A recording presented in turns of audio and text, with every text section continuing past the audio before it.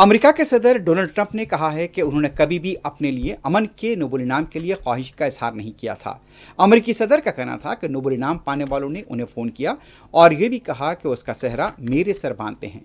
Trump का कहना था कि हम अमन के लिए अपनी कोशिशों को जारी रखेंगे।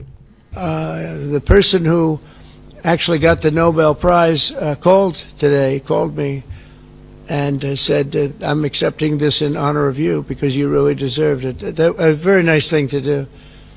I didn't say then give it to me though. I think she might have. She was very nice, and I've been helping her along the way. They need a lot of help in Venezuela. It's a basic disaster. So, and you could also say it was given out for 24, and I was running for office in 24. All of the transactions that we did in terms of closing, but. There are those that say we did so much that they should have done it, but I don't take. I'm happy because I saved millions of lives.